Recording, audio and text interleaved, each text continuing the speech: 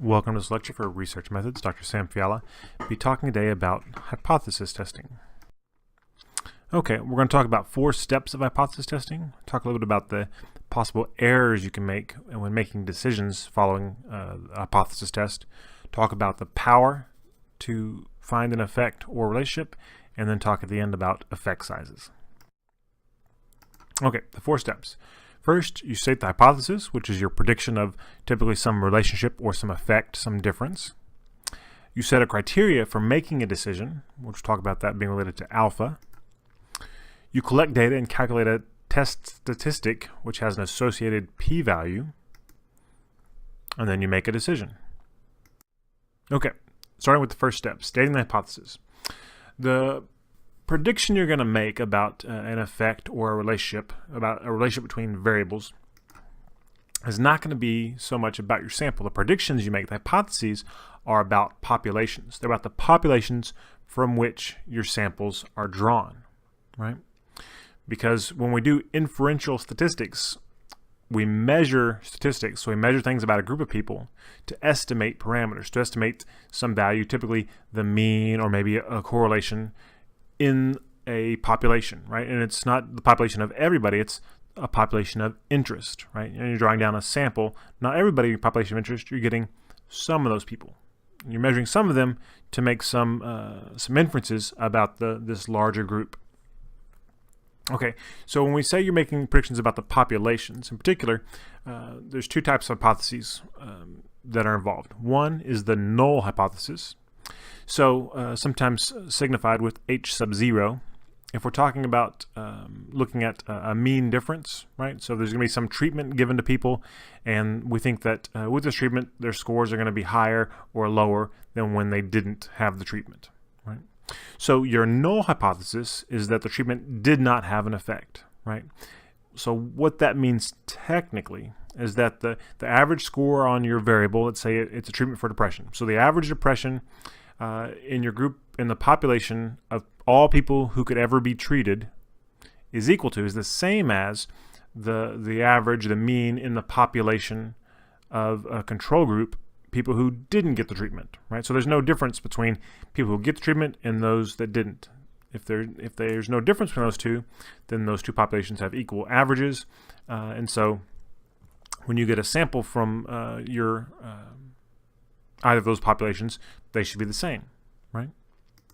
So what you hope to happen, though, is the alternative. And the alternative hypothesis, sometimes H sub 1, sometimes designated H sub A, is just simply that the treatment, the average for the treatment population is different than the average for the control population, right? That once people get a treatment, if everybody got the treatment, everybody would be different than they were before, right? They'd have a new average, new mean, either less depressed, more depressed, depending on what you thought the treatment did to them, but it would be different. Okay. Say that again, that's weird. So the alternative is what we predict, but the null is what we test. Okay. So why is the null what we test? Well, the null is what we test because we know what kind of parameters to expect if the null is true. Right? Think about for a correlation. Correlations range from -1 to +1, right? And if there's no relationship between 2 variables, the correlation is 0. So whenever I'm wanting there to be a relationship between 2 variables, the null hypothesis, I know that when the null is true, that population of scores, the correlation is equal to 0, right? Now, for my alternative, I think, oh no, I think these 2 things are related. I don't know that, oh yeah, they're related, R equals 0.47, right? I don't know the exact value for the alternative, for the population. I can get a sample, but I can't know the population. But for the null, I can reason, I can use logic to determine, well, if the null were true, there'd be no correlation. Same thing if I'm looking at kind of a mean difference, right? If I have 2 groups, treatment and control, the average difference between those groups, if the null were true, should be 0. If my treatment has an effect, I don't know how big the difference should be. I mean, I want it to be a big difference, but I can't specify anything about the value. So because we can specify a value for, or the population correlation for the null, that's the hypothesis we can test. right? So we'd say, okay, is something different than this known value? Okay, so once I have my hypotheses, in particular my null hypothesis, which is the one I'm going to test, now I can set my decision criteria. Well, what decision are you talking about, Dr. Fiala?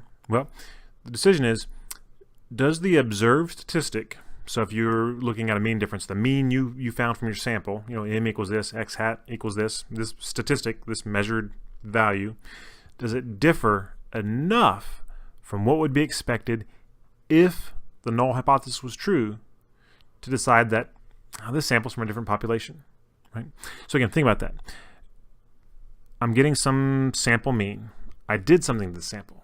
And so now I think that their average score on depression should be different from the population of people who didn't get the treatment, right? So that null hypothesis population, nobody got treatment. Okay, on average, they should have this score on depression. Is my sample, my statistic that I got about my sample, different enough from this other average of this other non-treated population that I can say, you know what, they are different. It didn't come from the population. It came from this different population. And when I say different population, I don't mean like literally a different group of people, but people that are different in such a way that, well, they're different because they've been treated, and that's why they are having different scores on this variable, right? Okay, so another way, kind of visually, a way to think about it, if you have some population where the average score, you have mu there is 80, standard deviation of 20, and then you give them a treatment, standard deviation, again, theoretically, based on a lot of our assumptions, stays the same, but if the treatment worked, okay, they should be different, and because they're different, now they come from a different population, and the different population has a different mean, higher or lower than 80. But somehow different. Okay, so it has to differ enough. Well, what is enough? How different does it have to be to say, yeah, it didn't come from that population. They are different. The treatment worked. It had an effect. Well, it depends on how big a difference is expected if the null hypothesis was true. Right? Because there's this thing called sampling error, which is partly influenced by random error. So if the null is true, and let's say in the population, the average on this measure of depression is 80, if I give people a treatment, and let's say it didn't work at all, the null is true, treatment had no effect, the average of my sample won't necessarily be 80, right? It might be 81, 82, 79, 75, because I might get people that are slightly more depressed, slightly less depressed in my sample. I might not have a fully represented entire population, particularly if I have a small sample, right? So statistics, so a sample mean, statistics don't perfectly represent parameters. So that sample mean is trying to estimate the parameter, the population mean, but it's not a perfect estimate. It's going to have some error in it. That error is called sampling error. And again, that's not an error where, oh, you did something wrong. It's just, okay, this measured amount is going to be different. Probably. It might be exactly the same. It might not be. You don't know for sure. If you don't have the whole population, you've got a little glimpse, and there's this, we know that glimpse probably won't be perfect. There's several glimpses you can get that will be different. Taken from this population that has an average of 80, I can get samples that have higher and lower averages. Right? So, if I might get something that's different, well, how different does it have to be? Well, it's going to depend on a couple things, and that is going to be influenced by kind of how much error is there, and how much error is in my estimate, is in my statistic, is going to be influenced by, obviously, the sample size, right? So if my population of interest were all the students at Texas A&M University Central Texas, right? So again, population doesn't have to be everybody. Population is just everybody at this university. If I got a sample that was equal to the number of people at this university, so if everybody in the population was in my sample, how well would I estimate the population average? Very well, super accurate, right? Now, if I get 2 students and I calculate the average of those 2 students, how accurately will their average represent the population? Not as well, right? So the more people you have, the bigger your sample size, the better the estimate is, the smaller the sampling error, the smaller the random error has a chance to influence that statistic. right? So bigger N, then I'm measuring more accurately than even small differences. Okay, if I got nearly everybody in the school and the average was, 3 points away from the population, okay, I think maybe I had an effect.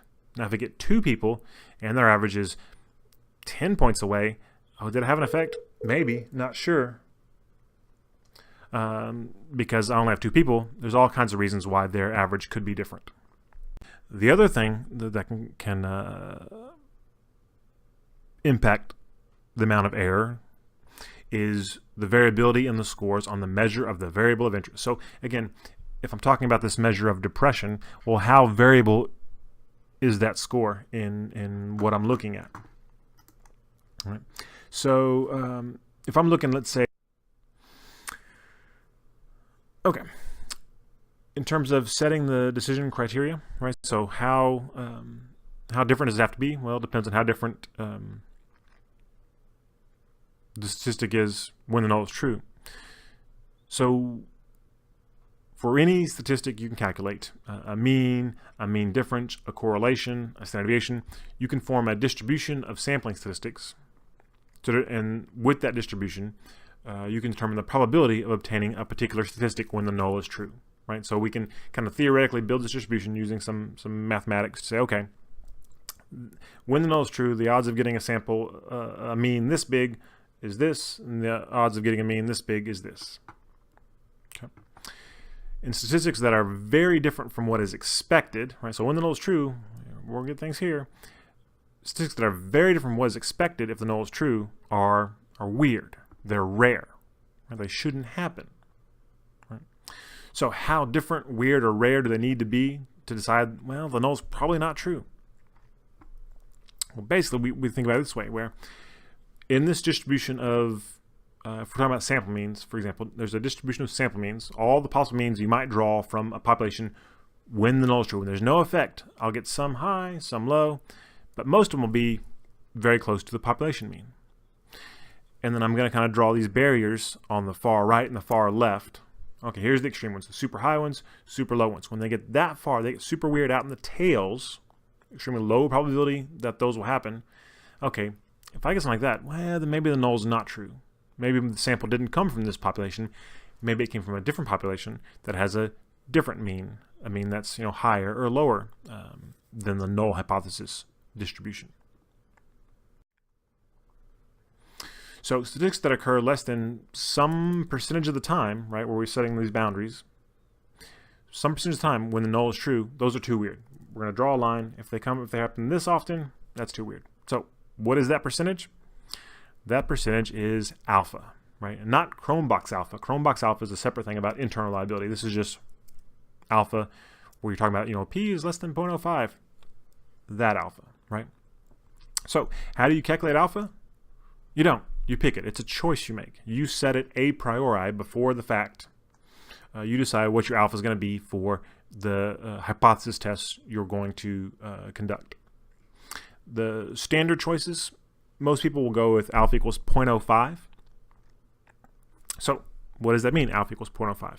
Well, think of all the possible statistics. In this case, think about like means, all the means you might get from a population when the null is true.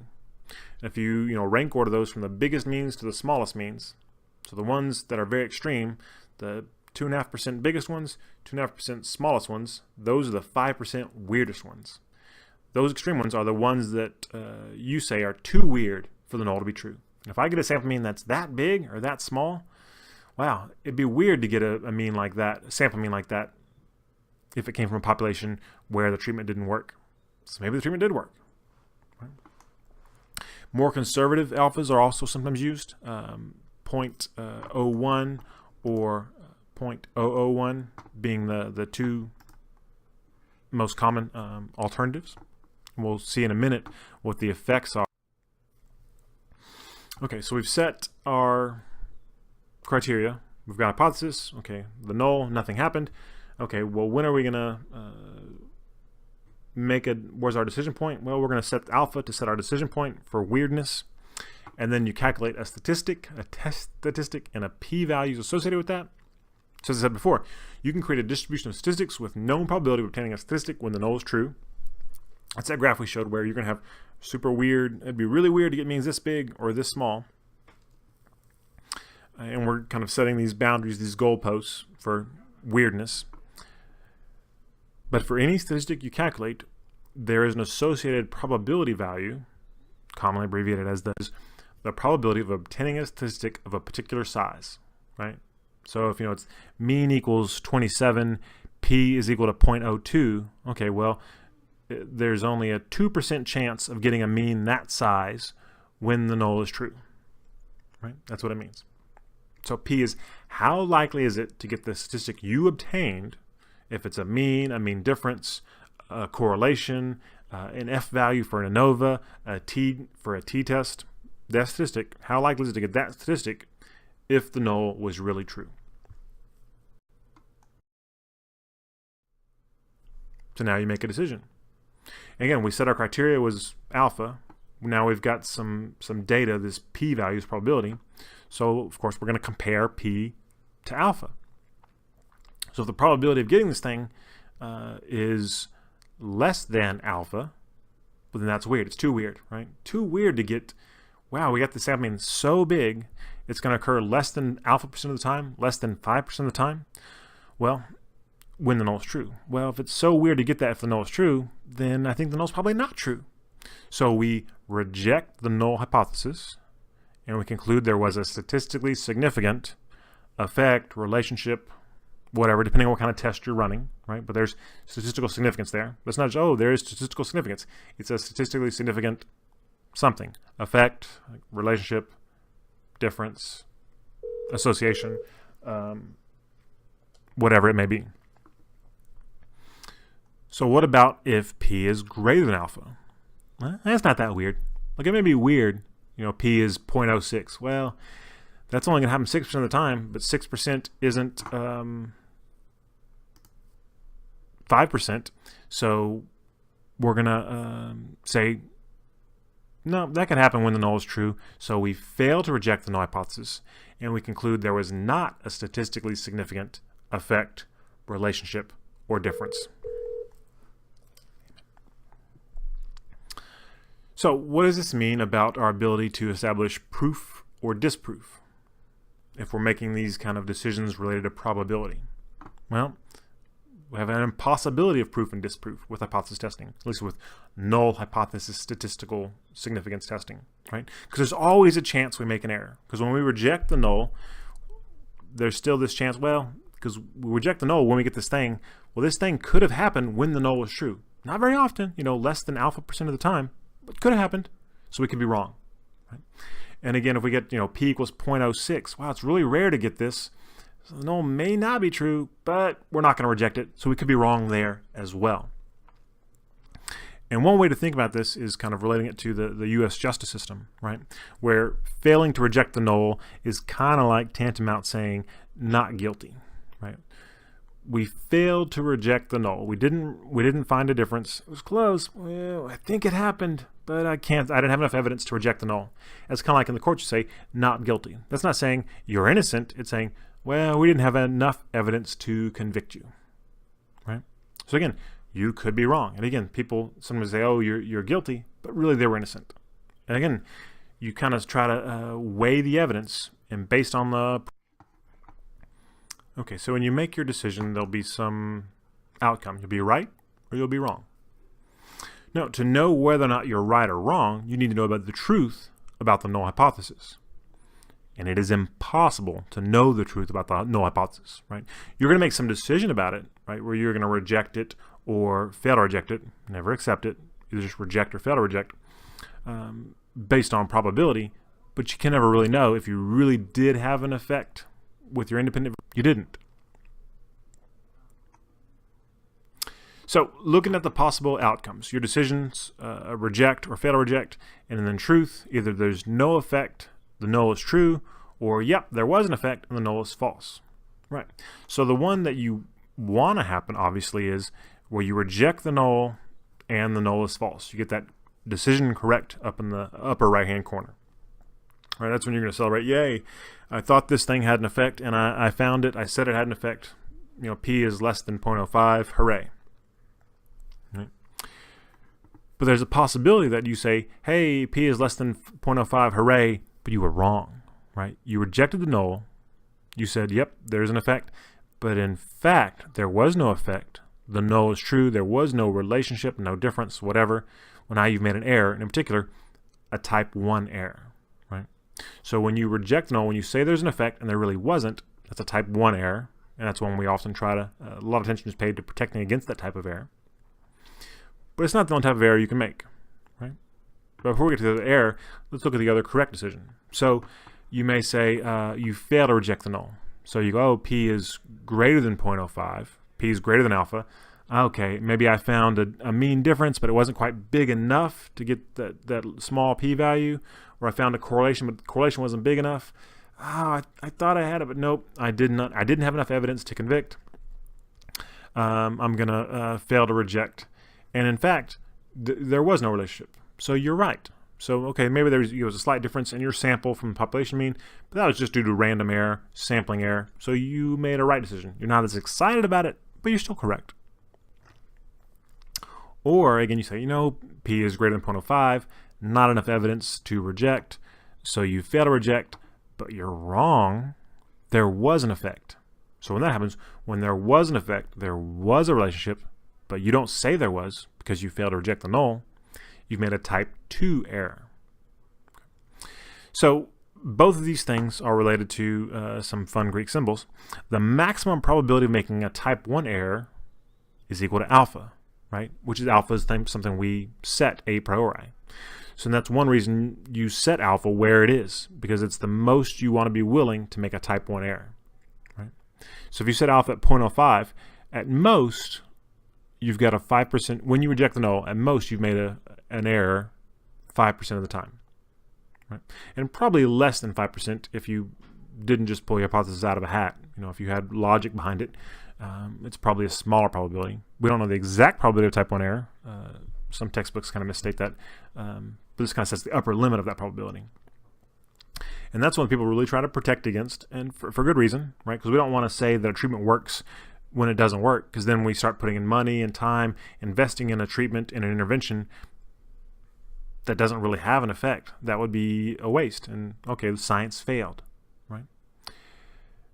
But type 2 errors can also be a problem, right? And for this one, the maximum probability of type 2 error is referred to as beta. So what's the likelihood that there's going to be an effect that you're going to miss? And that can be a problem too, right? If there's something that it really could help people, and you study it, but you say, no, it didn't work. Okay, now we're moving on, and we could have invested in that treatment, in that intervention. It could have helped people, but you said it didn't work, and really it did.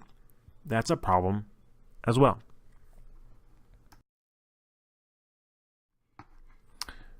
So beta has a mathematical relationship with power.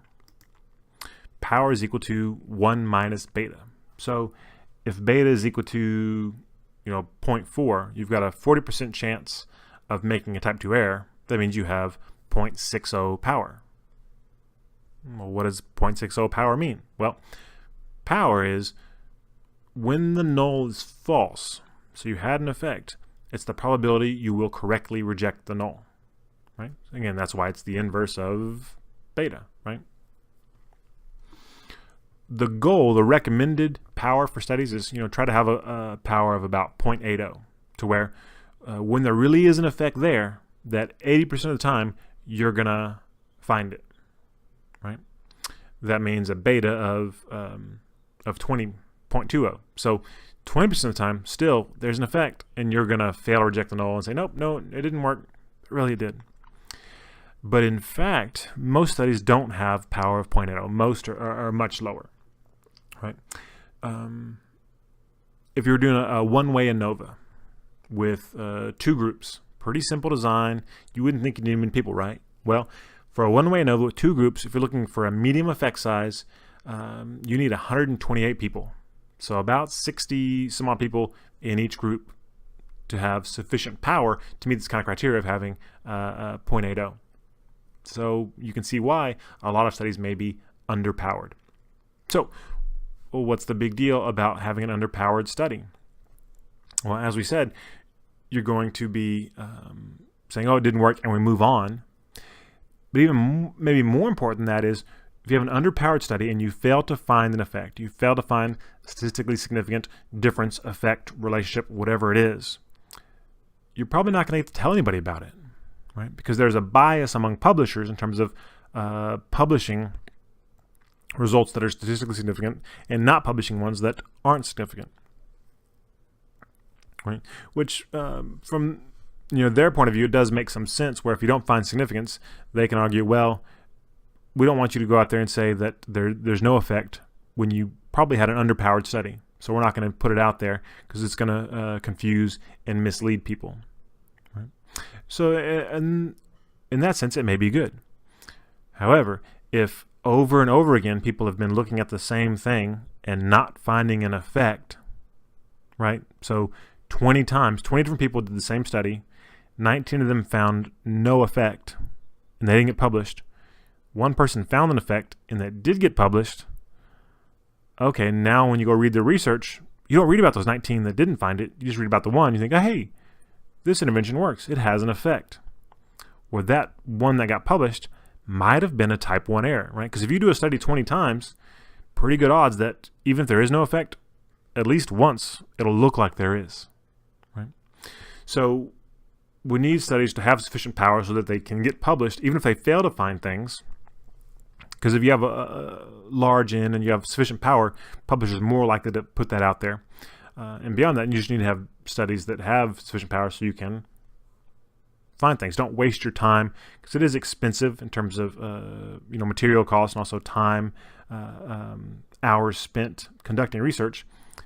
Why would you go through all that and you're going to handicap yourself by not having a sufficiently powered study where I know there's an effect here, but you're not going to be able to find it because you didn't have enough power. So how do you get more power? Well, you reduce that sampling error, right? Is one of the things. So how do we do that? As we said before, bigger N, right? The more people you have, the more accurately you're going to be measuring something, the more power you're going to have, because you're going to be reducing the amount of error in your sample statistic that's trying to estimate a parameter. So you're going to be able to see those small differences, small relationships if you have lots of people. And so one kind of practical implication of this is now people are doing things like power analysis before they do their study. Okay, we're looking for an effect this size. You can go into, use some fancy statistical software and figure out how many people do I need to find an effect. If I think, okay, I think people, if this works, I should see an increase on this scale of 4 points. Okay, for that size of a bump, how many people do I need? And you can go through mathematically, okay, if I want 0.8 power, what's my minimum N, right? And that way you can know how long you have to keep recruiting participants before you stop and analyze, right? So getting bigger N gives you more power. Having less error and less variability in your measure gives you more power.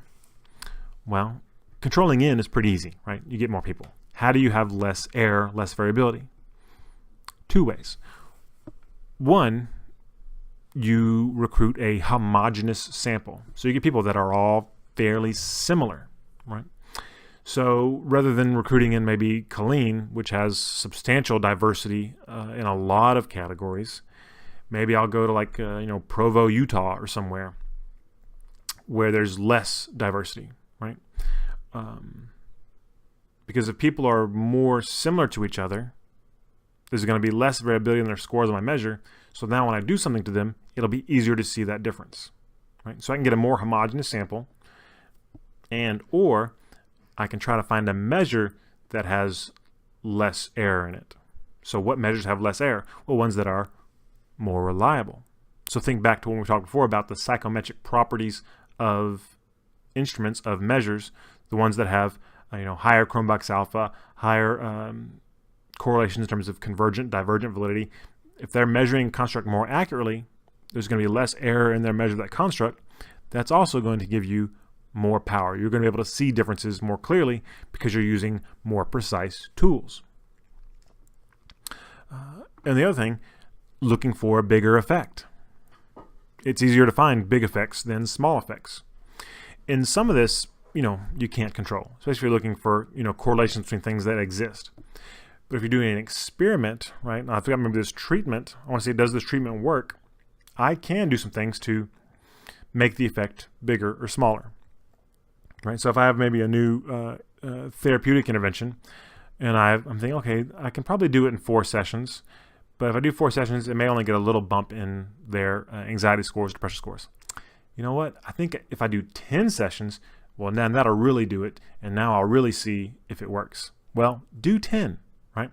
See if it works with the kind of maximum power of causing an effect, so kind of extreme values of your independent variable, the thing you're doing to them, the thing you're manipulating.